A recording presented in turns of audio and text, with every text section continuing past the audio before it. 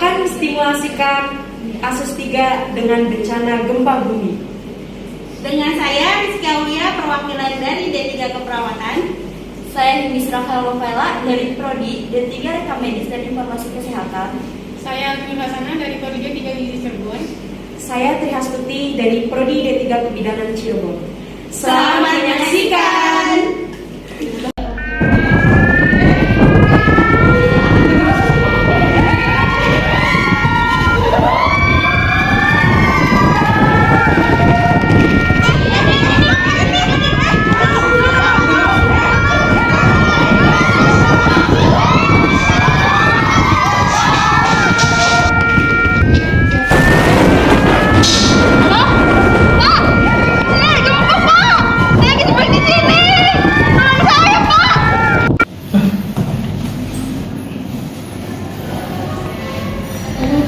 Halo Bang, Assalamualaikum. Halo. Waalaikumsalam. Oh, saya dapat informasi di wilayah Bang terjadi gempa Bang. Apa benar Bang? Iya benar, tadi ada gempa. Oh, gimana keadaan Abang Bang?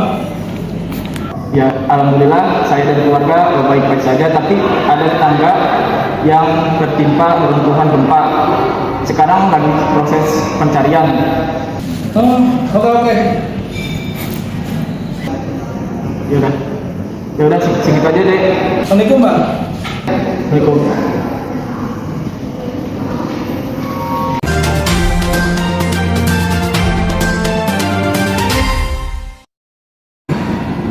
Halo pemirsa, selamat datang di Liputan News. Saya Wigita Sadewi akan menemani Anda 30 menit ke depan. Baru saja kami menerima informasi bahwa terjadi gempa dengan kekuatan 6,7 skala Richter pada pukul 16.51 wilayah Indonesia bagian barat. Dengan lokasi 50 km barat daya Cirebon dengan kedalaman 10 km, gempa yang terjadi ini menimbulkan getaran hingga dirasakan di Kuningan dan sekitarnya. BMKG menyatakan gempa tidak berpotensi tsunami dan warga diharapkan untuk tetap waspada akan adanya gempa susulan. Dan tentu saja kami akan terus mengupdate informasi seputar gempa yang baru saja terjadi. Dan kita coba pantau bagaimana situasi pasca gempa dan bagaimana warga menghadapi situasi tersebut. Kita terhubung dengan reporter Ina dan Vina yang sedang ada di lokasi kejadian. Baik, terima kasih Wigita dari studio. Saya Ina Siti Mayasaro melaporkan dari tempat kejadian. Telah terjadi bencana gempa bumi beberapa menit yang lalu dengan kekuatan 6,7 skala Richter yang melanda daerah Cirebon. Warga langsung menyelamatkan diri dan mencari tempat yang aman agar tidak tertimpa reruntuhan bangunan. Belum ada informasi terkait korban jiwa dalam peristiwa ini karena tim SAR masih mengevakuasi masyarakat. Akan tetapi kerugian yang dialami oleh warga mencapai ratusan juta rupiah. Saat ini bantuan dari pemerintah daerah telah digerakkan untuk sementara waktu. Warga yang terkena dampak gempa tinggal di tenda pengungsian. Untuk informasi lebih lanjut, saya sudah terhubung dengan rekan saya Vina yang sedang berada di daerah pengungsi. Silakan Vina. Baik, terima kasih kepada Ina dan Wigita. Kembali kepada saya, Vina Silviani. Saya sedang berada di area posko korban bencana gempa bumi yang terjadi sekitar beberapa menit yang lalu dengan skala Richter 6,7, yaitu terjadi pada daerah Cirebon. Dan terlihat di sini ada para korban-korban dan tenaga medis yang membantu para korban dan bahkan warga sekitar juga. Baik untuk jumlahnya dan data pengungsinya belum dapat dipastikan berapa jumlahnya, tapi di sini sudah diperkirakan mencapai ratusan korban.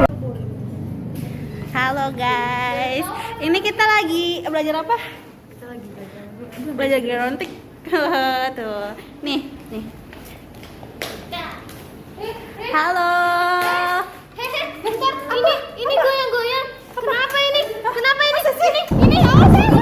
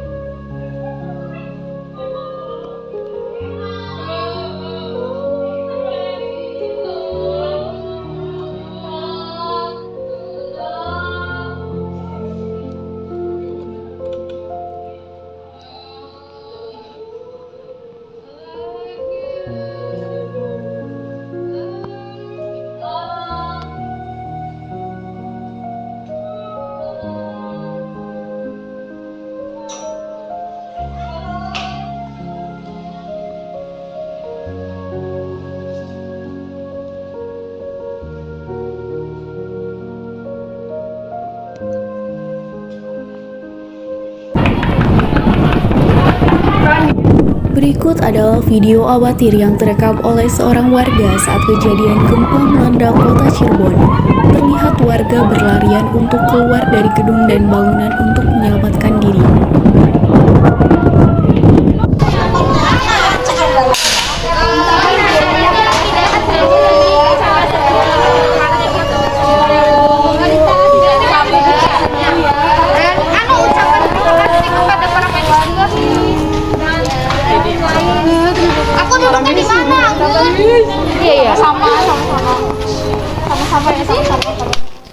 Ini adalah kondisi di posko pengungsian sementara. Dari data yang masuk sementara ini ada 300 orang meninggal dunia termasuk 2 orang ibu hamil, 150 korban luka berat, 70 korban luka ringan, dan 100 korban yang belum ditemukan. Sebagian korban dengan luka berat telah dirujuk ke rumah sakit terdekat. Sekarang para medis sedang memberikan pertolongan pertama kepada para korban gempa bumi.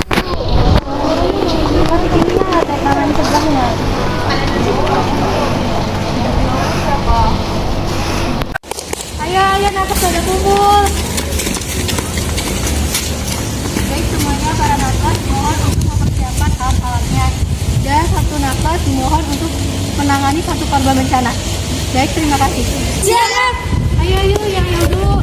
Ayo. Tanggap dalam menghadapi bencana. Pelan-pelan.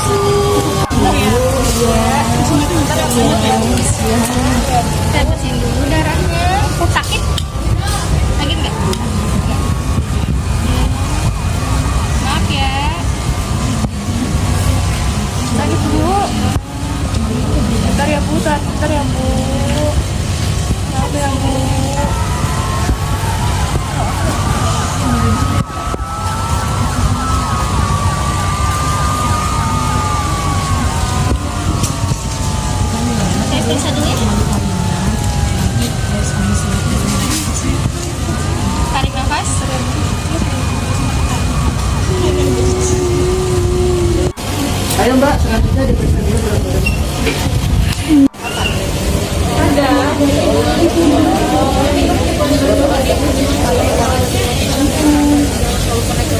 Ini mau izin mewarisa raya. Ini dengan ibu siapa? Sinta. Bagaimana ibu perasaannya saat ini dan harapan ke depannya ibu? Saya merasa sekali sakit. Untuk harapan ke depannya bagaimana ibu? Harapannya semoga nggak terjadi bencana kayak gini lagi ya. Iya. Saya juga nggak tahu panggilnya kemana. Saya mau cari sendiri. Iya. Baik ibu, semoga lekas kumpul kembali ya bersama keluarga dan ibu semoga lekas sembuh ya bu ya. Iya. Baik, saya izin pamit ya bu ya. Terima kasih. Baik, untuk kesimpulannya yaitu keadaan korban pada saat ini banyak yang kritis dan banyak juga yang merasa kehilangan anggota keluarganya. Semoga dari para korbannya lekas membaik dan bertemu kembali bersama keluarganya. Baik, setelah ini saya kembalikan lagi kepada Wigita yang ada di studio. Terima kasih. Baik, terima kasih Ina dan Vina atas informasi yang disampaikan ke Liputan News sore ini. Kita coba konfirmasi kembali bagaimana situasi selanjutnya di dapur umum. Saya terhubung dengan rekan saya Rida yang sedang berada di lokasi kejadian. Terima kasih, saya Rida Hajjuslo melaporkan dari dapur umum. Mari kita lihat kondisi dari dapur umum sebagai tempat penyiapan pangan bagi para korban.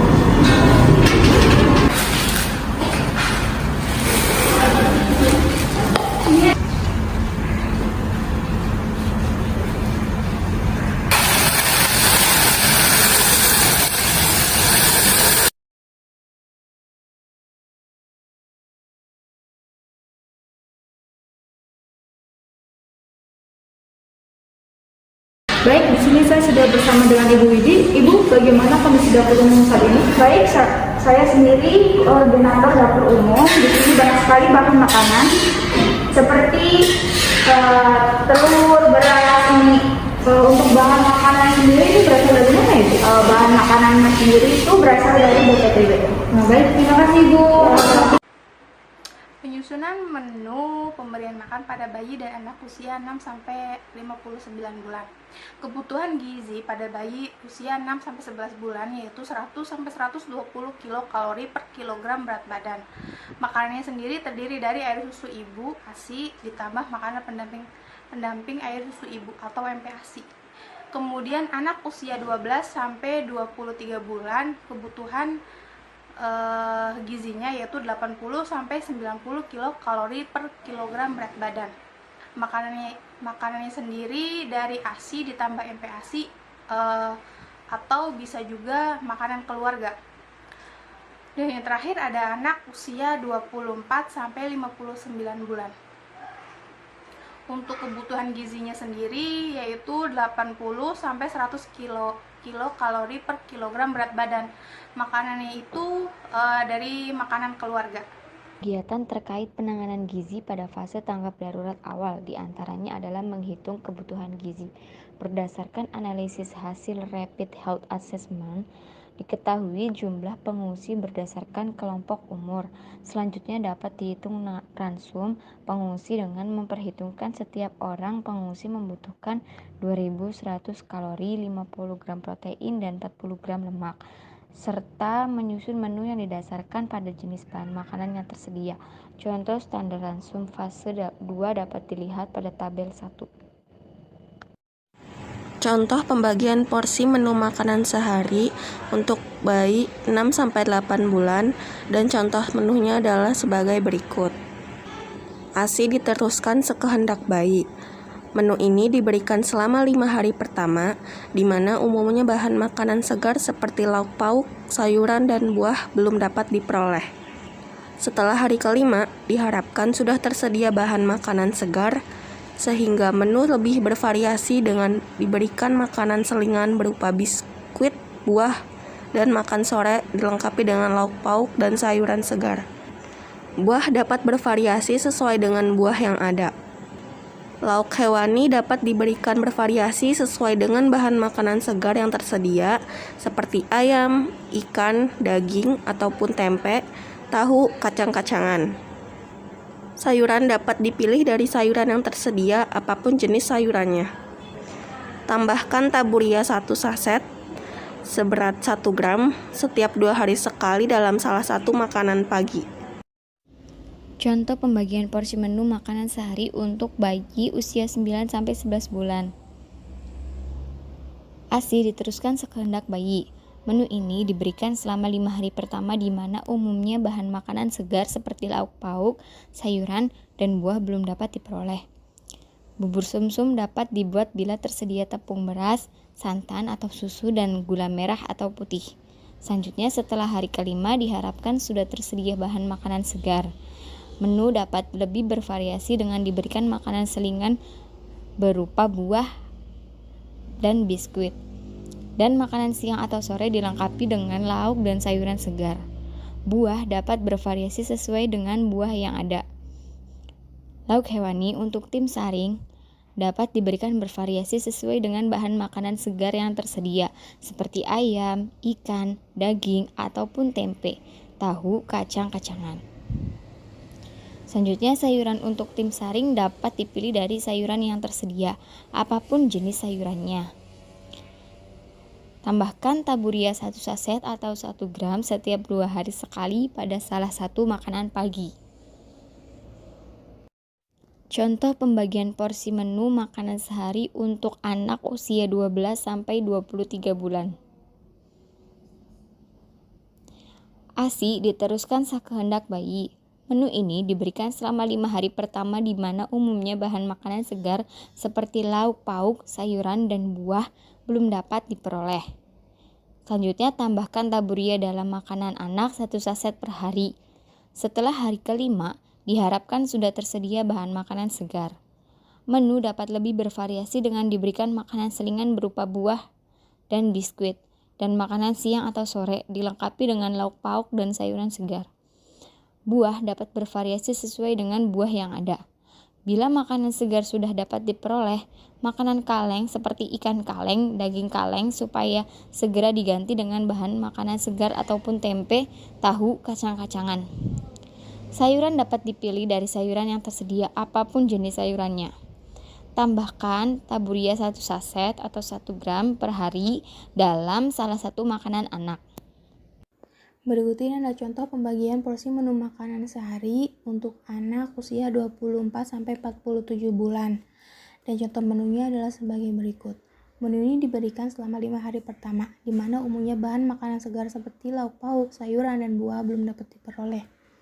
Kenapa dalam menu susu diberikan hanya 2 kali sehari? Karena anak-anak tersebut sudah disapi. Menu sama dengan makanan usia 12-24 bulan, hanya porsinya saja yang lebih besar. Setelah hari kelima diharapkan sudah tersedia bahan makanan segar agar menu dapat lebih bervariasi dengan diberikan makanan selingan berupa buah, biskuit, dan makan siang atau sore dilengkapi dengan lauk dan sayuran segar. Buah dapat bervariasi sesuai dengan buah yang ada. Bila makanan segar sudah dapat diperoleh, makanan kaleng seperti ikan kaleng, daging kaleng supaya segera diganti dengan bahan makanan segar ataupun tempe, tahu, kacang-kacangan. Sayuran dapat dipilih dari sayuran yang tersedia, apapun jenis sayurannya. Tambahkan taburia 1 saset per hari dalam satu makanan anak. Tambahkan taburia 1 saset per hari dalam salah satu makanan anak. Contoh pembagian porsi menu makanan sehari untuk anak usia 48-59 bulan dengan total kalori 1750 kilokalori, dan contoh menunya adalah sebagai berikut. Menu ini diberikan selama 5 hari pertama, di mana umumnya bahan makanan segar seperti lauk pauk, sayuran, dan buah belum dapat diperoleh. Susu diberikan 2 kali sehari karena anak sudah disapih. Menu sama dengan makanan usia 12-24 bulan, hanya saja porsi lebih besar. Setelah hari kelima, diharapkan sudah tersedia bahan makanan segar. Menu dapat lebih bervariasi dengan diberikan makanan selingan berupa buah, biskuit, dan makan siang atau sore dilengkapi dengan lauk dan sayuran. Baik pemirsa, begitu kira-kira gambaran dapur umum untuk korban jiwa. Saya kembalikan kepada studio. Baik, terima kasih Rida atas informasi yang disampaikan ke liputan news sore ini. Kita coba melihat perkembangan korban pasca gempa. Saya sudah terhubung dengan Meli yang sudah berada di Pusat Informasi Bencana BNPB untuk melihat kondisi di sana. Baik, terima kasih Wigita. Saya berada di Pusat Informasi Bencana dengan Ibu Maulida selaku Humas BNPB. Menurut Ibu, informasi data terakhir dari bencana gempa bumi saat ini bagaimana? Baik, untuk data terakhir korban dari gempa bumi saat ini tercatat korban meninggal dunia 300 jiwa, korban luka berat 150, korban luka ringan 70, dan untuk korban yang belum ditemukan itu berjumlah 100 orang. Selanjutnya, apakah masih ada penambahan korban? Ya, sepertinya korban akan terus bertambah mengingat belum semua lokasi gempa bumi dievakuasi oleh tim SAR. Baik, sekian informasi dari saya kembalikan lagi kepada Wigita di studio. Baik, terima kasih Meli atas informasi yang disampaikan ke Liputan News sore ini. Saya Wigita Stadewi dari Liputan News pamit undur diri. Ada yang pribadi tuh? Iya tuh kondisi saya mau nanya info tentang adik saya, apakah sudah ada kabar? Untuk nama dan fisiknya bagaimana ya? Namanya Putri, umurnya itu masih 5 tahun. Terakhir kali dia itu pakai baju warna putih, rambutnya ditutup 2, terus matanya sipit. Ini kan menurut data belum ada ya nih atas nama Putri. Untuk sementara ini kabarnya belum ada ya. Gimana sih, kita nggak ketemu? Mbak, permisi Mbak, saya mau lapor. Tadi di tangga saya ada yang tertimpa reruntuhan gempa. Sampai sekarang belum ditemukan. Lokasinya ada di sebelah desa Cirebon. Baik Pak, akan segera kami sampaikan kepada kita untuk menuju ke lokasi. Ya, baik Mbak, terima kasih. Iya, sama-sama. Terus kita gimana Mbak? Untuk sementara akan kami cari kabar terbaru ya. Komisi P, saya melaporkan jumlah korban terbaru. Ya, Untuk korban luka berat ada sebanyak 15 orang, korban meninggal 30 orang, korban luka ringan 7, dan korban yang belum ditemukan sebanyak 30 orang. baik, nanti saya dulu ya Mbak. Baik Mbak. Terima kasih Mbak. Sama. Mbak, ini tolong direkam dulu ya. Nanti saya kirim ke email Mbak. Oh iya, betul Mbak. Ya. Udah masuk belum Mbak?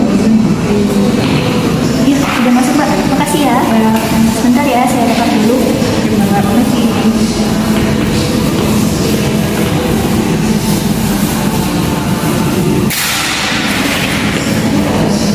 Mbak, ini hasil rekapan data korban jiwa terbaru. Korban meninggal itu ada 300 jiwa ya Mbak. Dan untuk korban luka berat itu ada 150 jiwa. Lalu untuk korban luka ringan itu ada 70 jiwa. Dan yang belum ditemukan itu ada 100 jiwa. Ini nanti untuk keperluan pelaporan ya Mbak. Baik Mbak, nanti saya akan laporkan ya. Iya, makasih ya Mbak. Sama-sama. Mbak, tolong laporkan ke bagian dinas kesehatan ya. Baik, akan segera dilaporkan. Baik, terima kasih.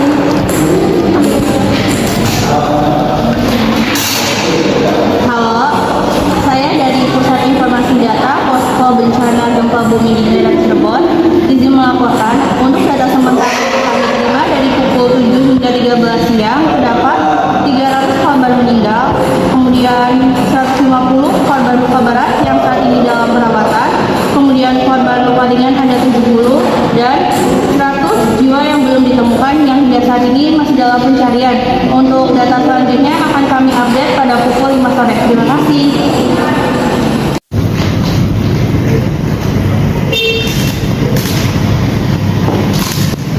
Iya, waalaikumsalam. Oh, di mana ya? Oh, di Cirebon. Ya, baik, data korban bencana sudah saya terima. Ya, baik, nanti saya akan laporkan ke kepala bagian ya. Ya, terima kasih atas informasinya. Wassalamualaikum.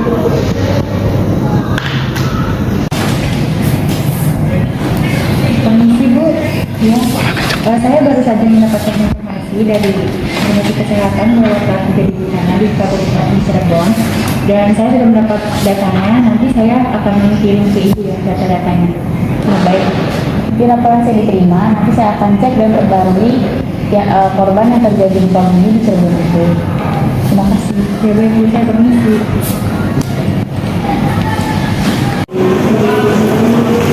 Permisi Bu. Permisi Bu, ini mau ngasih berkas buat kejadian tadi gempa. Mohon input ya juga. Terima kasih ya. Iya.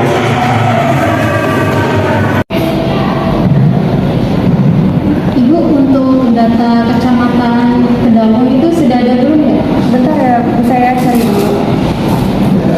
Sepertinya datanya belum dikirim. Oh begitu ya. Ada peta Yoga Dita belum? Udah jadi belum? Sudah. Boleh saya lihat? Boleh.